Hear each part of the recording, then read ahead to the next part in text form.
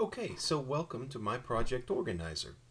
This is just going to be a very brief introduction to how the site works. We hope that this will either encourage you to sign up for an account or give you a very good introduction if you've just signed up for your account.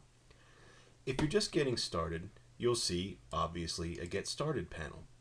But once you start to create projects and tasks, you'll also see two more panels in your dashboard, the Upcoming panel and the My Projects panel. The purpose of the Upcoming panel is to show you your 5 most impending deadlines for both projects and tasks. And obviously, we're just going to discuss in a few seconds what the difference is between projects and tasks.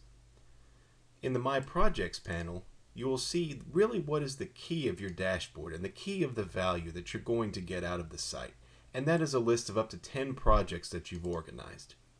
Now, I've organized one test project, Jason's school project. We're going to assume I have a son, Jason, and he has a project due for the science fair.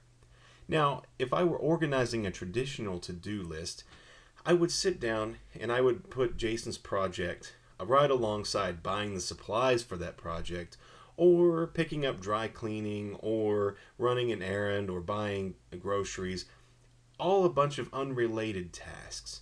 But with My Project Organizer, you have a single project around which you can organize the tasks that are required to complete that project. Now that's a very great step forward in how we organize our time. Now to create a project, you simply create the Create a Project tab. Once you've created the Jason School project, then you can also create tasks. Every single task you create will be within a project and will be connected to that project in the way that it's displayed. So you can see the fields that allow you to examine what is in the task. We need to buy supplies, so we can make notes for ourselves about what supplies we need. We can schedule a work meeting for Jason to work with his friends, and also with any task you have, you can also create subtasks that will display within that task the same way that main tasks display within the project. And the purpose of that we'll discuss more in the next video. So again, you can create a project, and this is what will display under the My Projects panel.